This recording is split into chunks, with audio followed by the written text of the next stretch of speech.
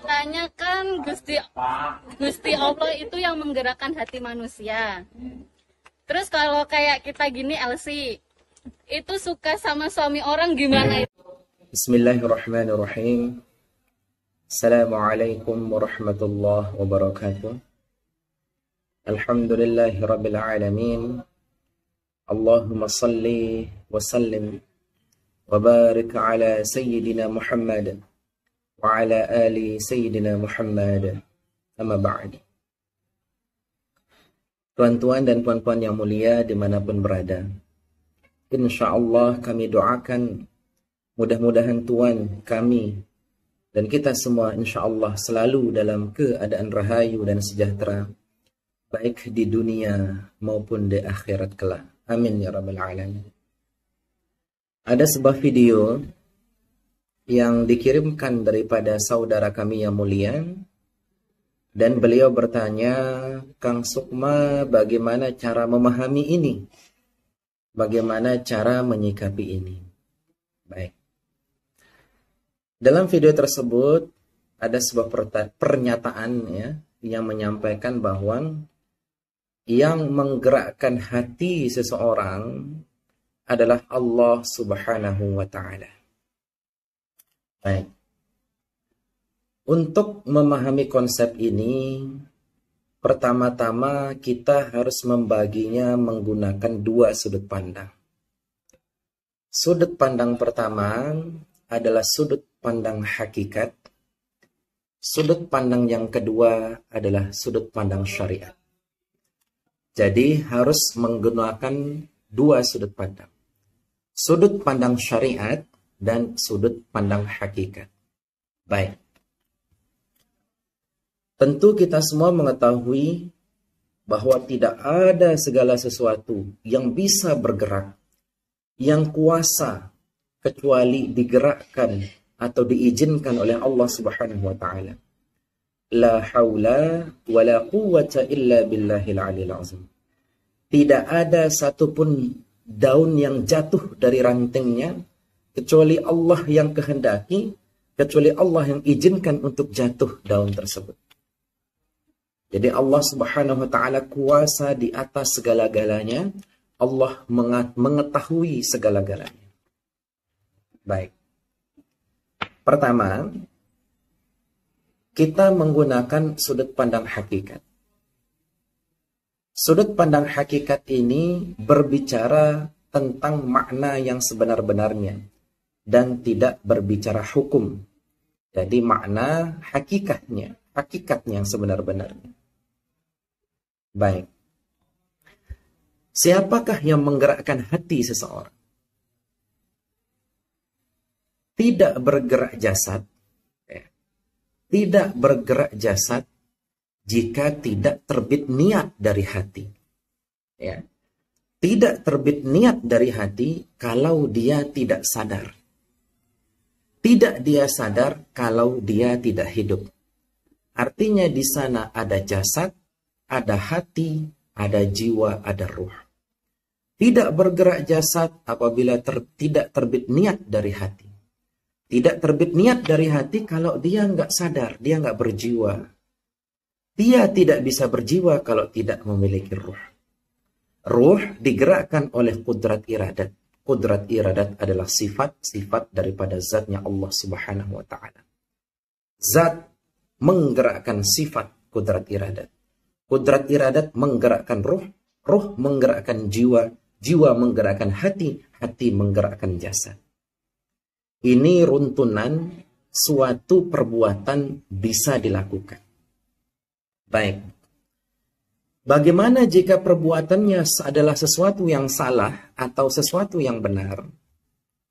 Pertama-tama, pahami diri kita ini terbagi menjadi 4 lapisan diri. Yang pertama, lapisan jasad. Lapisan jasad inilah yang terikat dengan benar dan salah. Yang terikat dengan kiri dan kanan. Yang terikat dengan laki-laki atau perempuan. Yang terikat dengan pahala dan dosa. Yang bisa dihukum adalah jasad. Maka diri kita yang pertama disebut dengan lapisan jasad.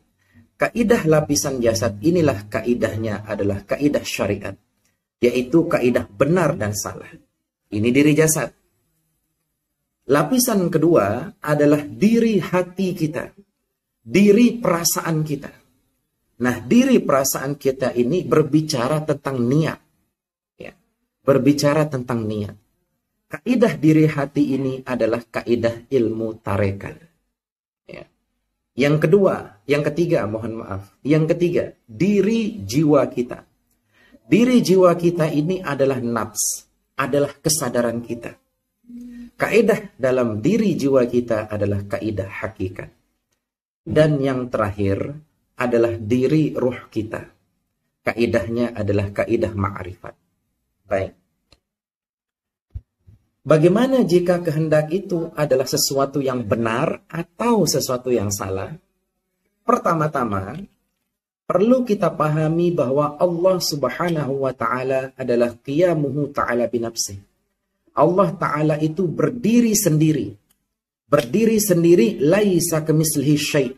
Tidak ada yang seumpama dengan Allah. Allah Subhanahu wa Ta'ala yang menciptakan keadaan benar dan keadaan salah. Maka mustahil Allah terikat oleh keadaan benar dan keadaan salah. Karena keadaan benar dan keadaan salah kedua-duanya adalah makhluk yang Allah ciptakan. Jadi Allah Ta'ala adalah absolut, berdiri sendiri, mengerjakan apa yang Allah ingin kehendaki terjadi maka terjadi. Jadi benar dan salah tak bisa disematkan kepada Allah. Karena Allah absolut, karena Allah qiyamuhu ta'ala binafsih. Ya. Yang bisa dihukum benar dan salah adalah diri kita. Yang bisa dihukum benar dan salah adalah diri kita. Sedang Allah Subhanahu wa Ta'ala dialah zat yang menciptakan keadaan benar dan keadaan salah. Maka Allah mustahil terikat oleh apa yang dia ciptakan sendiri. Sehingga Allah mengerjakan apapun yang Allah ingin kerjakan. Baik. Tadi kami sudah sampaikan bahwa diri berlapis 4. Pertama diri jasad, kedua diri hati, ketiga diri jiwa, keempat diri ruh. Di dalam diri kita, ya, saya perlu terangkan, ketika kita masih seonggok daging belum bernyawa, ditiupkan ruh ke dalam diri kita. Ya. Jadi jasad belum hidup. Setelah ditiupkan ruh ke dalam jasad, maka kesadaran ruh yang ada di dalam jasad disebut dengan jiwa. Atau nafs, atau kesadaran. Jadi kesadaran ruh yang ada di dalam jasad kita ini namanya jiwa, atau kesadaran kita, atau nafs kita. Nah, ketika jiwa ini ingin sesuatu, namanya hawa nafsu. Ketika jiwa kita ingin sesuatu, namanya hawa nafsu.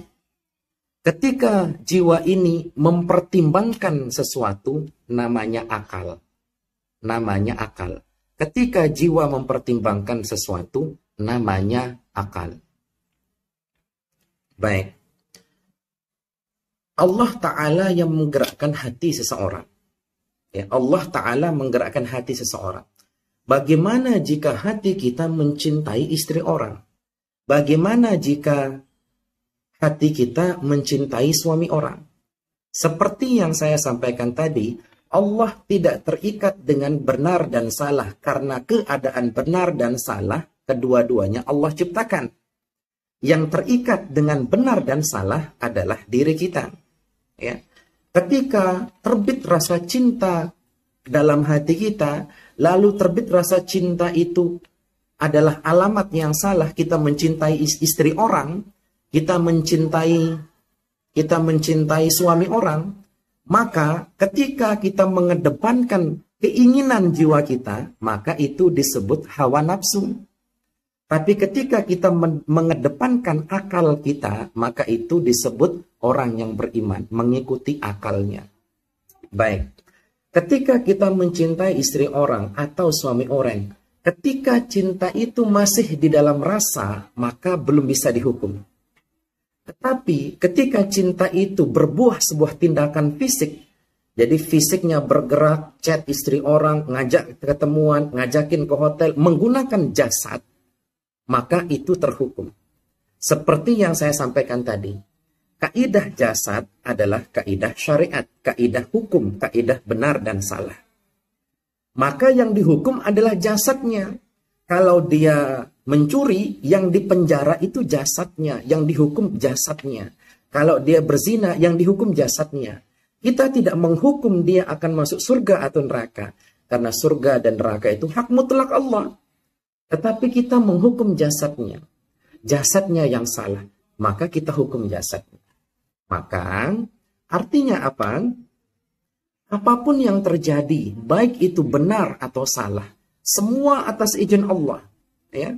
Tetapi tidak semua yang Allah izinkan, Allah ridhoi. Ya. Tidak semua yang Allah izinkan, Allah ridhoi. Karena bisa jadi apa yang Allah izinkan adalah dalam bentuk ujian bagi diri kita. Untuk kita mempertimbangkan mana yang benar dan mana yang salah. Ya. Ketika kita mencintai istri orang, apakah ini anugerah atau ujian? Maka ini adalah ujian. Nanti kita dipilih, apakah kita pilih akal, pertimbangan akal, atau pilih hawa nafsu. Ketika kita pilih hawa nafsu dengan kesadaran kita, maka kita mempertanggungjawabkan itu. Ketika kita pilih akal dengan kesadaran kita, maka kita juga mendapatkan manfaatnya. Jadi benar. Ya. Di dalam sudut pandang hakikat, urutannya sudah kami jelaskan. Di dalam sudut pandang syariat kami sudah jelaskan. Karena yang terikat benar dan salah adalah jasad seseorang. Ya. Namun ketika rasa itu masih di dalam perasaan, belum membuahkan tindakan fisik, maka tak bisa dihukum. Tetapi ketika mencintai istri orang, lalu berbuah tindakan fisik, jasad kita bergerak, mulut kita merayu, jasad kita bergerak, ngajakin ketemuan, ngajakin ke hotel, maka ini bisa dihukum. Tetapi ingat, yang dihukum adalah jasadnya. Kita tidak boleh mengatakan orang, kamu masuk neraka, kamu masuk surga. Tidak bisa. Karena surga dan neraka itu hakikat, hak mutlak Allah Ta'ala. Tapi benar dan salah itu hak hukum. Jadi yang dihukum jasadnya. Kalau orang mencuri, maka yang ditahan jasadnya. Kita tidak mendikte dia masuk neraka atau masuk surga. Karena surga dan neraka hak mutlak Allah. Jadi, apabila rasa-rasa itu datang, kalau dia sesuai dengan syariat, maka itu anugerah. Kalau dia tidak sesuai dengan syariat, maka itu adalah ujian. Ya, itu adalah ujian. Apapun itu, baik, buruk, maupun jelek, maupun baik, ya, baik ataupun buruk, semua terjadi atas izin Allah. Tapi tidak semua yang Allah izinkan, Allah ridhoi. Karena bisa jadi itu adalah sebuah ujian untuk diri kita. Mudah-mudahan ini bisa bermanfaat. Saya pribadi juga bukan orang yang suci bersih. Ya. Insya Allah kita saling mendoakan, kita saling menasihati. Kami juga butuh nasihat. Mudah-mudahan bermanfaat. Apabila ada salah kata kami mohon maaf. Apabila itu benar, itu datang daripada Allah Subhanahu wa Ta'ala. Tidak datang dari diri kami. Kalau itu salah, salahkan kami. Kami mohon maaf karena itu datang dari hawa nafsu kami. Namun kalau itu benar, itu datang daripada Allah Subhanahu wa Ta'ala. Tidak datang dari diri kami. Wallahu a'lam bishawab. Assalamualaikum warahmatullahi wabarakatuh.